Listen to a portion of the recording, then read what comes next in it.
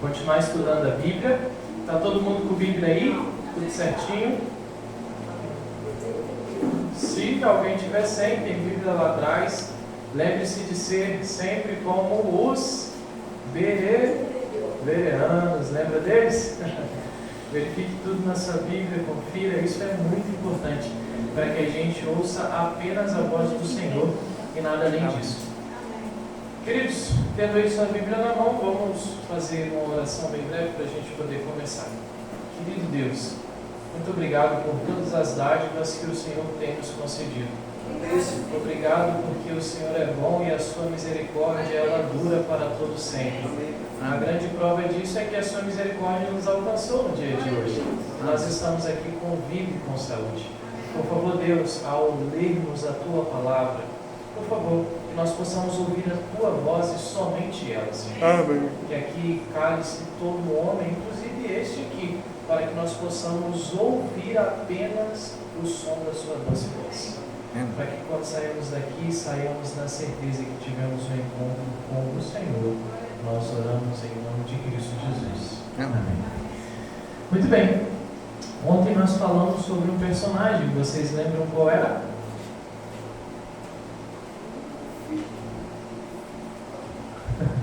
Quem era o personagem que nós falamos antes? Era uma história, né? Estava em Lucas 15. O filho pródigo, né? Nós, na verdade, falamos mais do pai do filho pródigo do que do filho pródigo em si, tentando entender ali o que aquela mensagem queria nos mostrar sobre como Deus era. Nós vamos continuar falando sobre Cristo. Eu já ia falar, pode passar, mas aí eu estou aqui com o negócio. Nós vamos continuar falando, mas a gente vai falar de agora um feito de Jesus, tá? Esse feito está no livro de Marcos, tá bom? Mas a gente vai aqui também ver alguns outros textos. Eu gostaria de começar com essa frase de Pascoal. Para não errar o primeiro nome, eu vou falar só Pascoal, tá bom? Que ele diz assim: não é a incredulidade que gera desobediência, é a desobediência que gera a incredulidade. Às vezes nós pensamos nesse processo inverso, né? Às vezes nós pensamos que por ser incrédulo a pessoa é desobediente. Pascal está dizendo a ideia de que é a desobediência, é a insistência em desobedecer que gera a falta da crença. Porque a desobediência vai, segundo Pascal, destruindo a crença. E será que é assim mesmo? Nós vamos então avaliar. Vamos a Marcos, capítulo 10.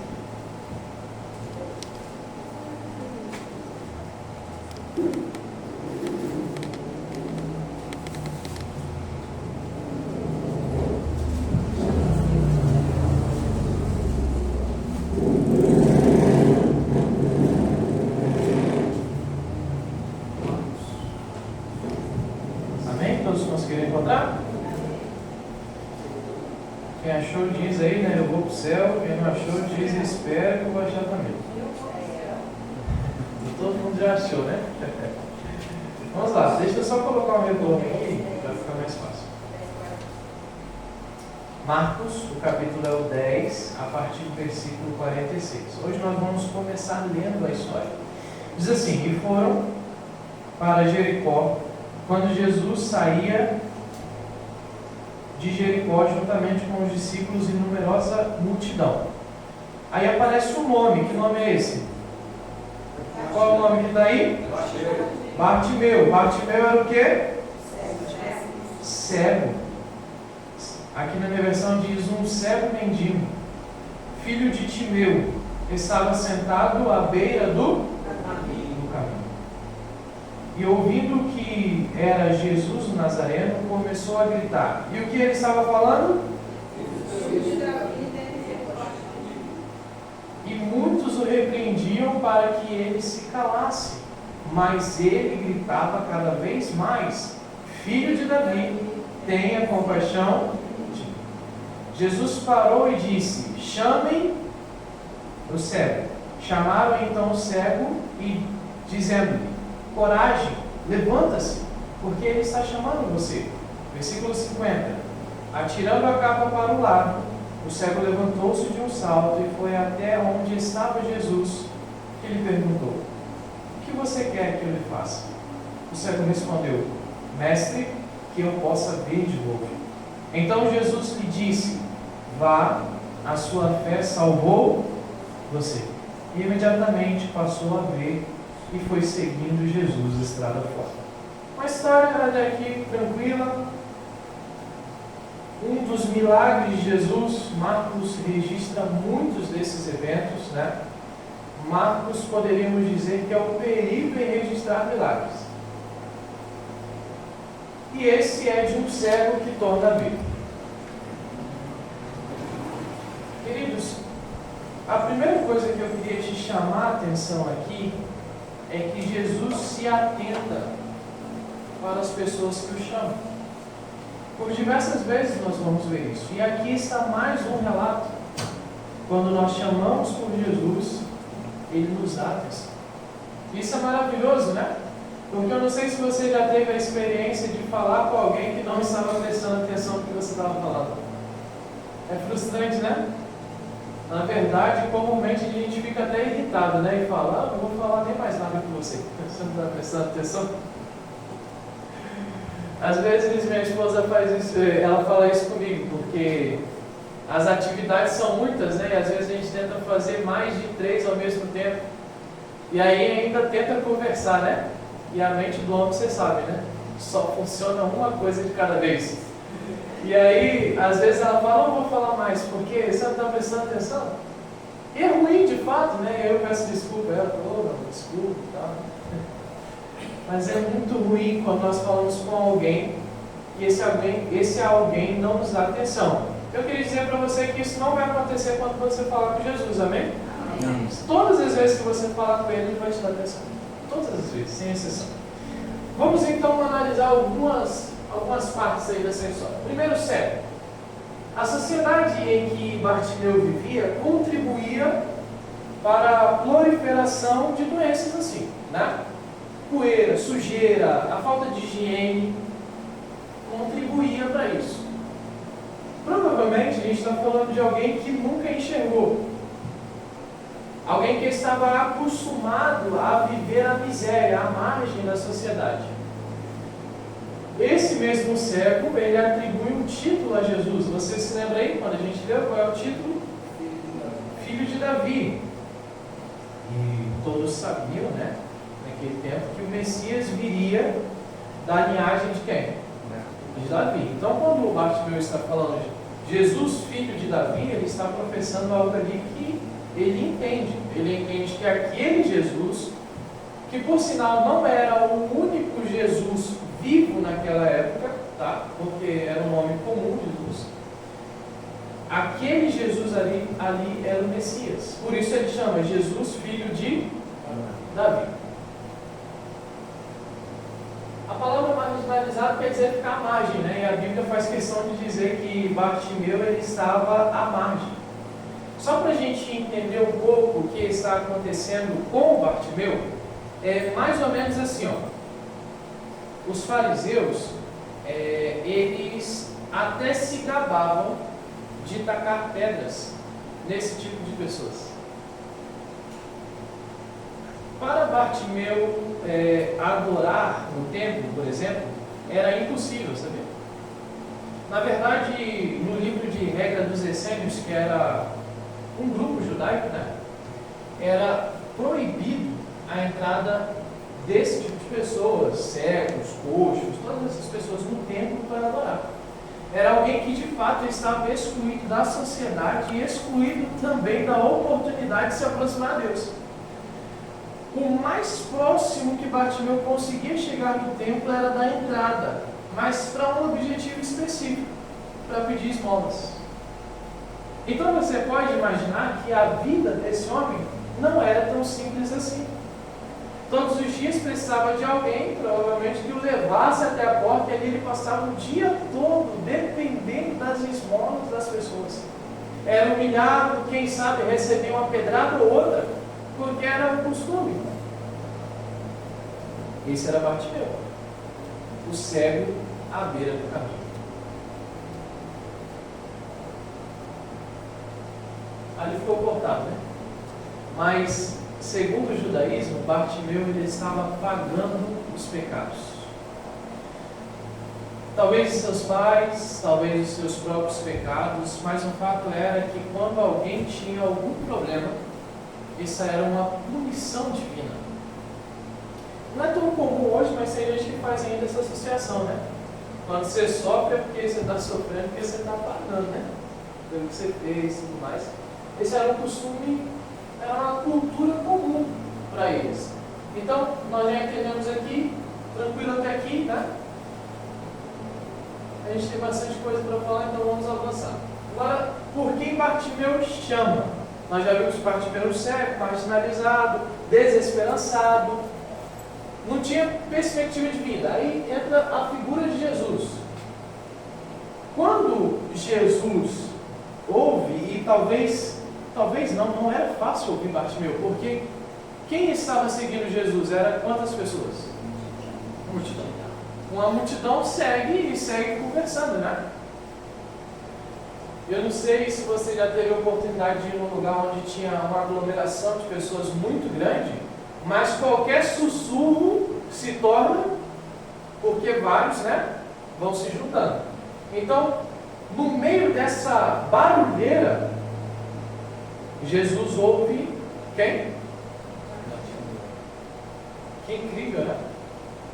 Porque o Rei do Universo para atender alguém que aos olhos da sociedade não merecia nada mais do que algumas respostas.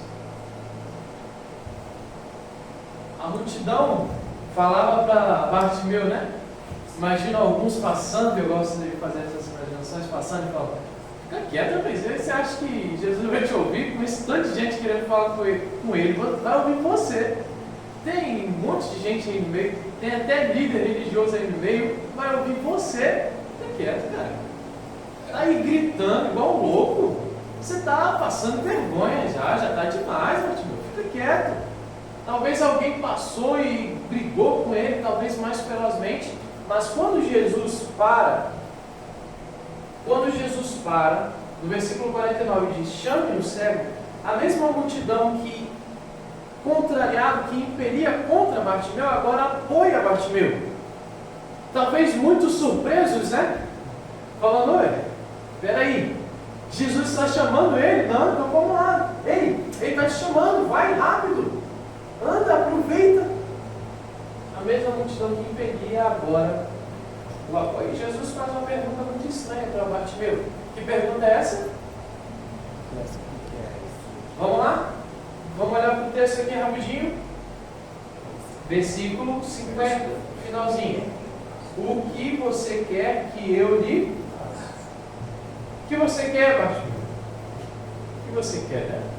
Conhecendo a fama de Jesus e sendo o próprio Jesus, né, o dono dessa fama, essa é uma pergunta que talvez seja uma pergunta até desnecessária, né?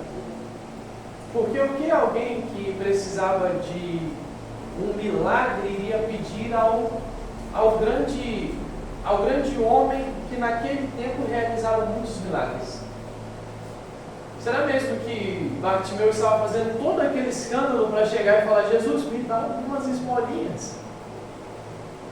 A pergunta de Jesus soou tanto quanto estranho.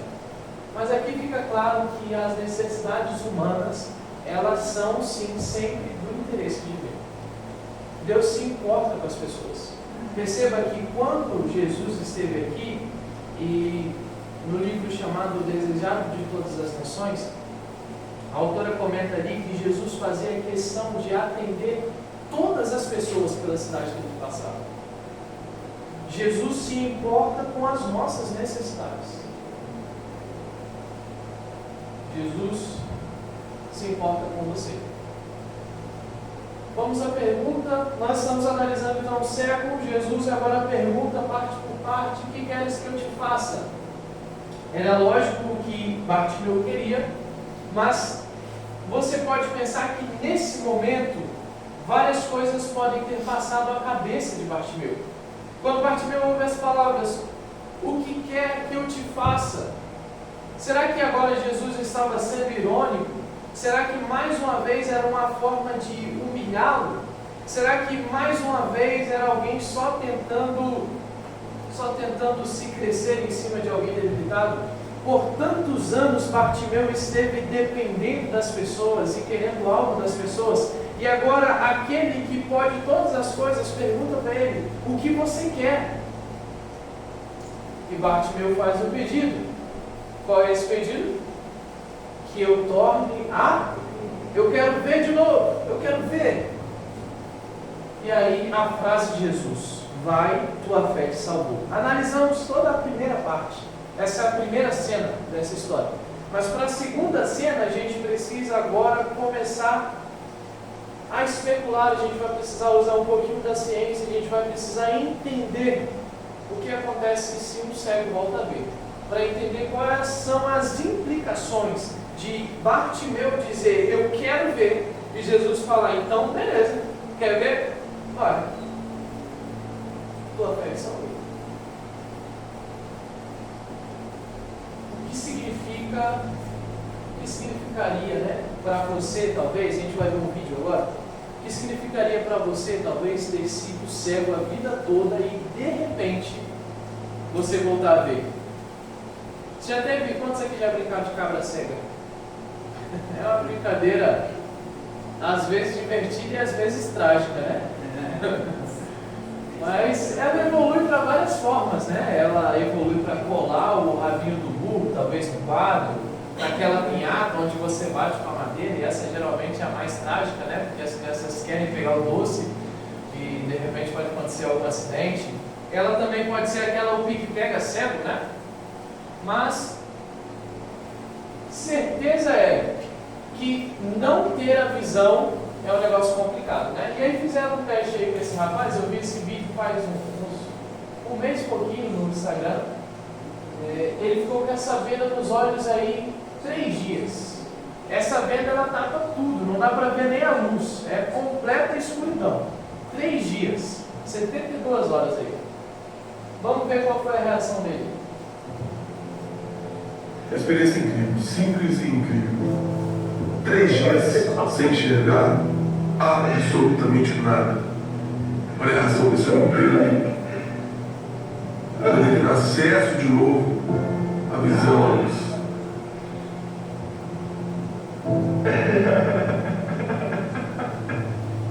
Uma imersão na escuridão te faz ter noção do que é a visão da realidade. A gente reclama de tão pouco. A gente não tem noção do que nós temos. É muito interessante.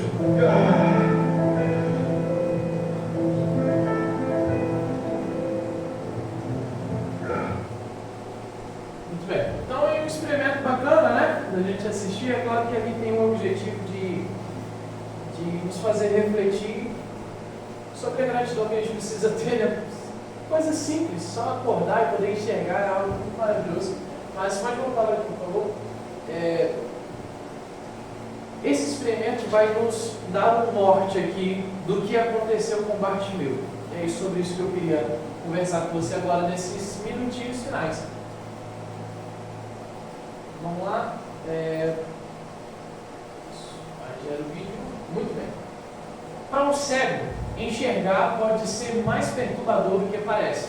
À primeira vista, quando nós lemos o texto, você pode ter a ideia agora de Bartimeu abrindo o olho e saindo, saltando, correndo, né? Essa pode ser a ideia, mas isso talvez não seja bem verdade. Especialistas dizem que se alguém que foi cego a vida toda passasse a enxergar, esses seriam os sintomas. Isso foi feito estudando casos de pessoas que tiveram a retina danificada, ficaram muito tempo, depois houve a reconstrução da retina. Você vai ver vários vídeos nesse sentido no YouTube, você pode pesquisar, é bem bacana. E os especialistas dizem que quando alguém volta a enxergar, depois de passar muito tempo sem enxergar, esses são os sintomas. A pessoa se sente primeiramente desorientada. Você já acordou de manhã cedo e ou talvez você estava dormindo à noite e ligaram a luz do quarto, e você de repente tenta enxergar, mas você não consegue enxergar direito. Já sentiu essa sensação? É terrível, né? Então o primeiro sintoma é desorientação. O segundo sintoma é que agora a enxurrada de informações visuais gera tonteira e possivelmente quedas. A cabeça começa a girar. Também convém ali um mal-estar no estômago, enjoos, fortes enjoos. Você pode perceber que ver talvez não seja como Bartimeu esperava. Bartimeu agora tem uma sensação que ele nunca sentiu e ela talvez não seja tão boa. Por isso que eu falei que nós precisamos agora entender um pouco disso. Porque o pedido de Bartimeu foi: mestre, que eu torne a... Mas ver talvez não foi tão bom naquele momento. Porque a enxurrada de informações visuais gerou em Bartimeu algo bem complexo. Quais foram as possíveis, então, dificuldades de Bartimeu? A Bíblia fala que Bartimeu estava com a capa que ele deixa de lado e um cajadinho que ele vai tateando, né? Agora, quando Jesus cura Bartimeu, então a Bíblia diz que Bartimeu foi seguindo a multidão. Mas você pode pensar em alguém que está tonto, alguém que está enjoado, alguém que está desorientado seguindo a multidão? Pode ser que em algum momento Bartimeu comece a ficar para trás. Pode ser que naquele mesmo dia, quando a noite caiu e a multidão se dispersou, porque Jesus está saindo de Jericó e indo para Jerusalém para os seus atos finais. Esse é o momento da cura de Bartimeu. Você pode imaginar então, quando aquela multidão se dispersou, agora Bartimeu tinha um problema. Porque sempre ele implorava que alguém o levasse de casa ao templo, do templo para casa. Agora ele via, ninguém precisava ajudar ele, mas qual era o caminho de casa? Como voltar para casa? Se não conhecia o caminho, nunca tinha visto, sempre alguém ajudava, agora não tem ninguém, porque ele vê o problema que ele tinha, não tem mais. Entende? Não é simplesmente voltar a ver e tudo se resolve. É uma série de fatores que precisam ser superados. Bartimeu talvez teve dificuldade para chegar em casa naquele dia. Os ajudantes não iriam ajudar mais Bartimeu, porque Bartimeu não precisava. Alguns dias depois, talvez Bartimeu teve que arrumar um emprego. Talvez fosse naquele tempo, né, irmão Bila? Você arrumar um ajudante mais fácil. Bartimeu agora não tem razão para mendigar. Um homem em sã saúde não tinha direito de ficar mendigando. Bartimeu agora precisava procurar um emprego. Mas como trabalhar se Bartimeu viveu a vida toda mendigando? A especialidade daquele homem era ser alguém à beira do caminho, pedindo esmola, dependendo dos outros. Agora ele se vê necessitando trabalhar um trabalho que ele nunca aprendeu. A vida de Bartimeu não ficou mais fácil porque ele voltou a ver. Na verdade, ela se tornou desafiadora. E você pode estar pensando que eu estou falando para você que Jesus agiu errado. Mas não é isso. Eu estou dizendo para você que às vezes passar a enxergar pode ser perturbador. É por isso que quando você olha para o mundo, existem muitas pessoas que não querem enxergar, que não querem ter contato com a verdade, porque a verdade lança luz sobre as coisas que precisam ser mudadas. E isso por vezes é perturbador. Isso por vezes é desorientador, se enxergar em uma situação onde as coisas que você costumava fazer não podem mais fazer parte da sua vida. Talvez esse seja o grande desafio de ser cego e voltar a enxergar. O problema de Bartimeu é que ele começou a ver. E talvez em em algum momento ele possa ter se perguntado se o pedido dele foi tão sábio assim. Diante do Rei do Universo, Bartimeu poderia ter pedido várias coisas. Senhor, que eu seja o homem mais rico desse Oriente. Senhor, que eu tenha as melhores posses dessa terra. Mas Bartimeu pediu para ver. E o Senhor concedeu o pedido de Bartimeu. Como nós devemos nos comportar quando passamos a ver? Como Bartimeu teve de se comportar? Esse é o ápice da mensagem de hoje. Não seria talvez a história de Bartimeu a minha e a sua história?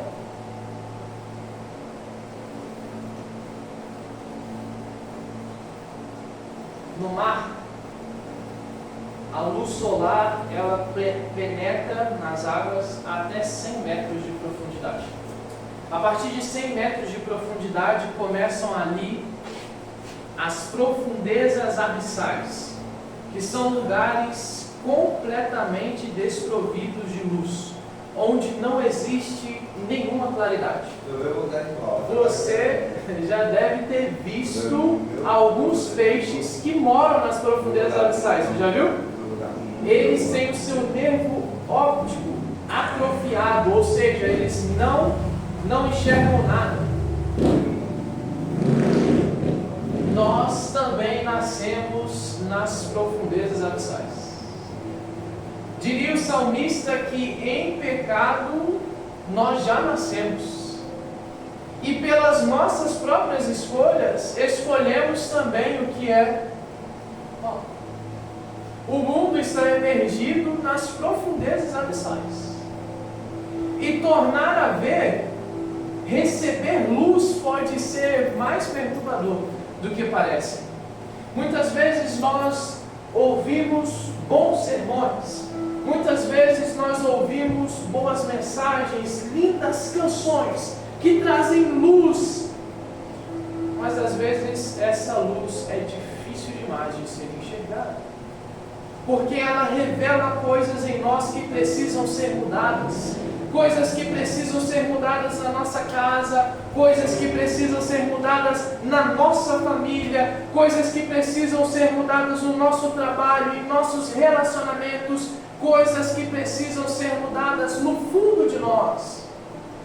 E isso pode causar perturbação, desorientação. E pode ser que isso seja difícil demais.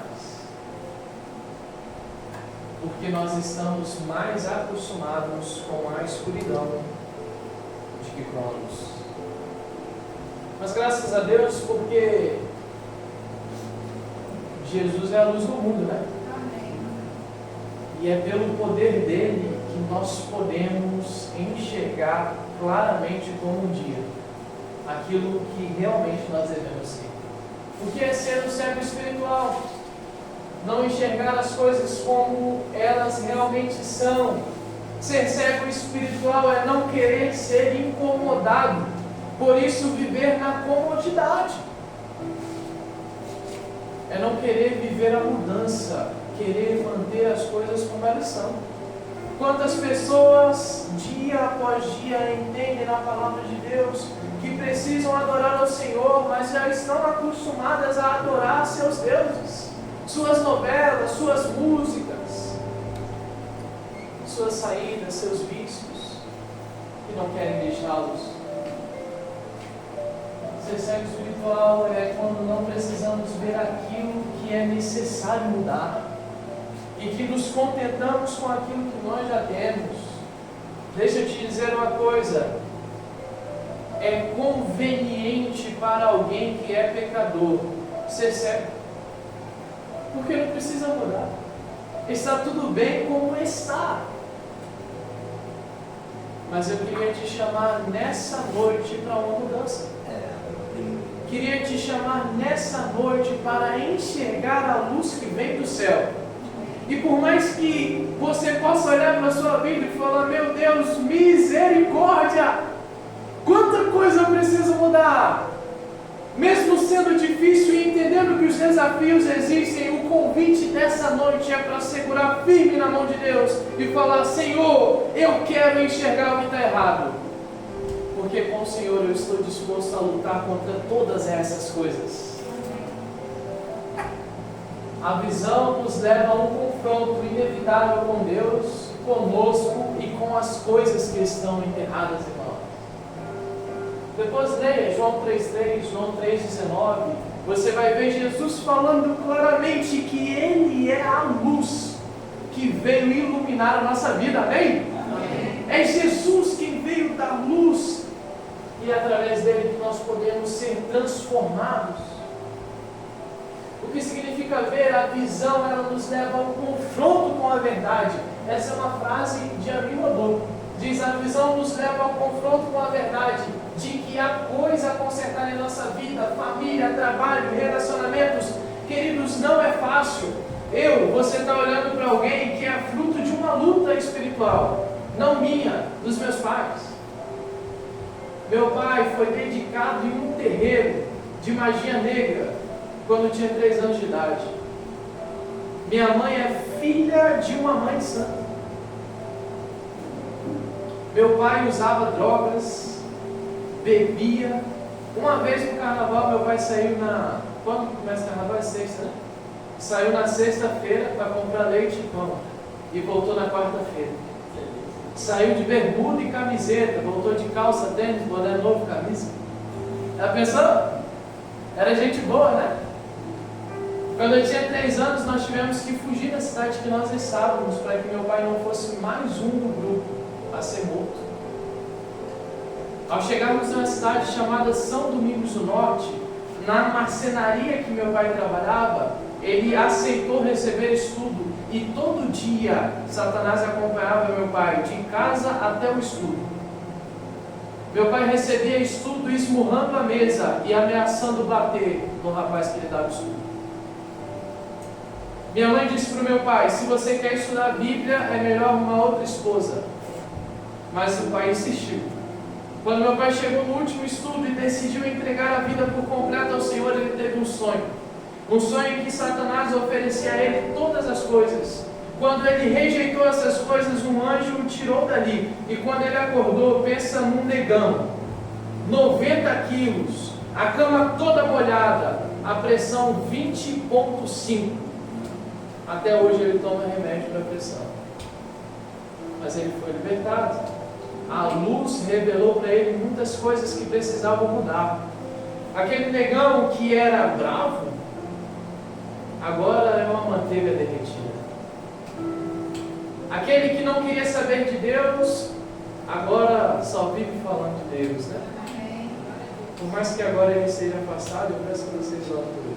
Mas ainda assim, sempre quando eu falo com ele, ele fala: filho, vamos orar. A linguagem do crente nunca sai, né?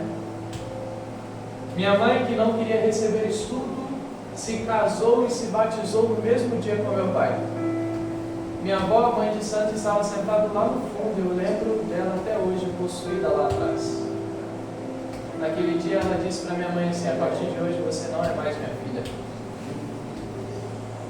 As trevas que encobriam minha família foram atingidas pela maravilhosa luz de Jesus. Se eu estou aqui hoje é porque no passado Jesus alcançou a eles. E a luz que alcançou a eles me alcançou. Sabe o que eu estou falando para você? É que alguém que vive imergido nas trevas, alguém que está coberto por trevas, pode ser libertado para a honra e glória de Jesus. Amém. Mas esse processo não é simples. Você entende isso? Entende isso? Entende isso? Esse processo não é simples. Ele é dificultoso, dá trabalho. Mas em meio a essas dificuldades e trabalhos, quem está ao lado é o próprio Jesus. Jesus não te cura e te deixa. Jesus te cura e te apoia. Jesus curou Bartimeu e correu para Jerusalém para ser pregado numa cruz. Não só a cegueira espiritual seria curada daquele homem, mas o pecado de todo mundo foi perdoado, porque Jesus se entregou na cruz. Amém. Queridos, hoje a pergunta do Senhor não é minha, lembra? É a Bíblia. Hoje a pergunta do Senhor para você é essa: o que você quer? Por que você está aqui? O que é que você quer? Essa é a pergunta do Senhor para você. O que realmente nos incomoda em Cristo não é aquilo que não entendemos. Essa frase, ela bateu em mim quando eu li. O que incomoda em Cristo não é aquilo que nós não entendemos sobre Ele. Não é esse o problema. O problema são as coisas que nós entendemos, mas nós não queremos. São as coisas que nós enxergamos nele e nós falamos, eu preciso mudar, mas eu não quero mudar. São essas as coisas que incomodam. Mas esse processo de incômodo é um processo natural daqueles que se aproximam de Jesus. Afinal, quem é o homem que pode se aproximar de Jesus sem ter nada para mudar? Todos nós somos pecadores e carecemos da glória de Deus. Todos nós. Vamos a João 9,39, o último texto dessa noite. João 9, versículo 39. Eu já achei, vou ler só por causa do tempo, você pode ir abrindo aí. Diz assim: Jesus continuou: eu vim a este mundo para juízo, a fim de que os que não veem, vejam, e os que veem se tornem cegos. Jesus disse essa palavra para os fariseus. Sabe o que Jesus está dizendo? Eu vim a esse mundo para aqueles que acham que são santos, para aqueles que acham que são alguma coisa, entendam que não são nada. E para aqueles que sabem que não são nada, que entendem que são pecadores, para que eles entendam que podem viver comigo no céu.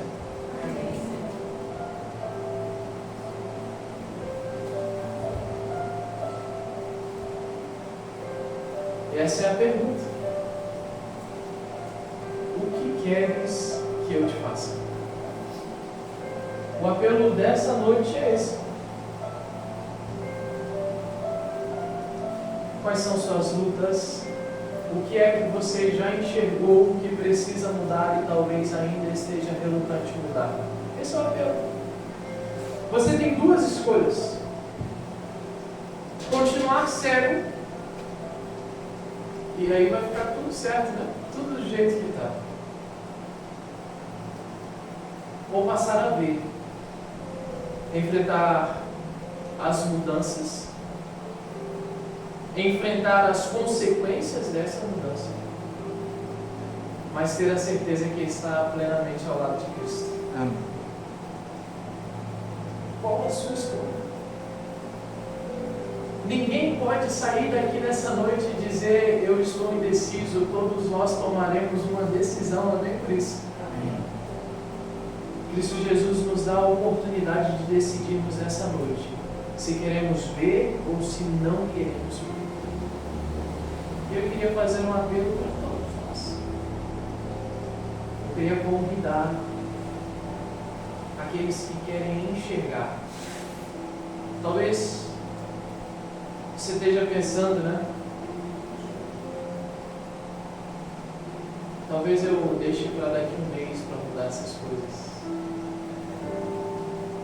Mas nada garante que nós chegaremos daqui um mês, né?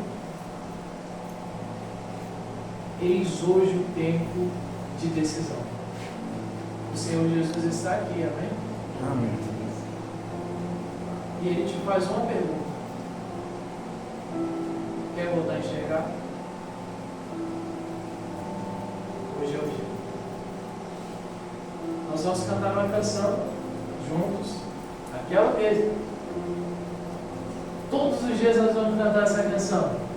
Entrega. Preciso me entregar, Senhor. Preciso me entregar. E eu estou te chamando para se entregar. E eu não vou parar de chamar. Sabe por quê? Porque em breve Jesus vai voltar. Em breve vai voltar, viu, Zé? Está chegando o dia. Ele vai voltar para te buscar. E eu quero muito ver você, Senhor. Por isso que eu continuo chamando. Hoje é o dia de sair daqui enxergando a luz que vem do céu. Vamos cantar, vamos louvar juntos. Eu queria pedir para você ficar em pé para a gente louvar.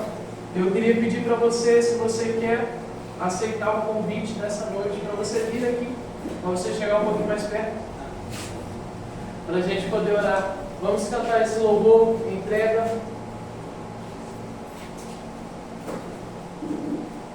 Amanhã nós estaremos aqui de novo, viu? Você não pode faltar. Todos os dias nós continuamos caminhando em busca da transformação. Vamos louvar? Diga assim, ó: preciso me entregar, Senhor. Preciso me entregar, Senhor. Louva o Senhor, diga. Preciso a Ti me entregar. Preciso ouvir a Tua voz. Preciso ouvir Tua voz a mim falar. É bem verdade que nós não temos nada, mas ofereça o seu coração ao Senhor nessa noite. Não tenho nada a Te oferecer, somente um coração impuro e pecador. Nós estamos aqui, Senhor. Mas aqui, Por favor, nos aceite, Senhor. aceita, Senhor. Vamos ofertar ao Senhor a nossa vida através dessa canção. Louve. Toma os meus pensamentos, meus dons e meus bens. Toma o nosso coração, Senhor. Toma o meu coração e tudo que ele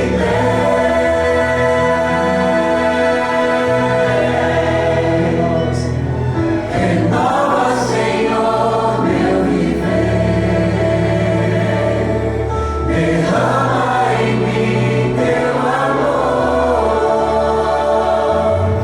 Quero pra sempre servir-te por onde for.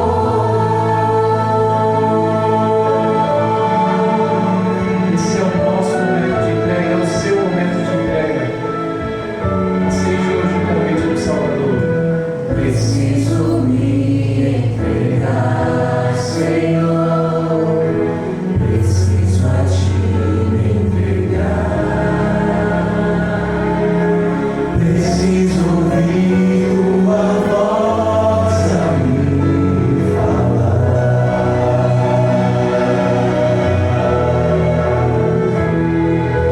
Não tenho nada a Te oferecer, somente um coração impuro e pecador. Mas aqui estou, me aceita, De Senhor. todo o seu coração, se essa é a tua vontade, entregue isso a mim, ao Senhor. Toma os meus pensamentos, meus dons e meus bens. Toma o nosso coração, Senhor. Por mais que ele seja puro, receba. Toma o meu Por favor, coração e tudo que ele renova, Senhor, o nosso renova, Senhor, meu viver. Derrama em mim teu amor. Quero pra sempre servir-te por onde for.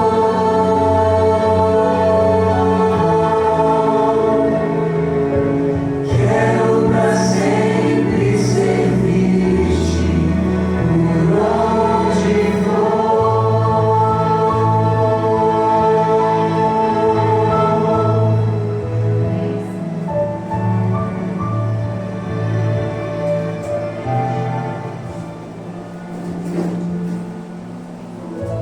Queridos, eu queria recitar o último texto com vocês.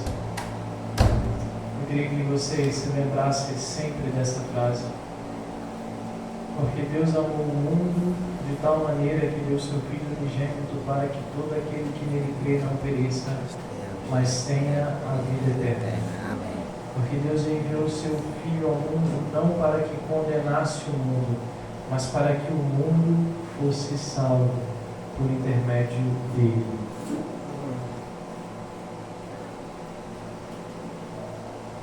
Que esse seja o teu desejo. Que você saia daqui resplandecendo a luz do Senhor. Amém. Na certeza de que a luz de Deus, ela sim revela muitas coisas que nós precisamos mudar, mas ela é melhor do que as trevas que esse mundo tem oferecido. Eu queria orar por sua vida. Querido Deus, obrigado, Senhor. Muito obrigado pela tua santa e boa palavra. Muito obrigado porque esse livro tem lançado dia após dia luz sobre a nossa vida.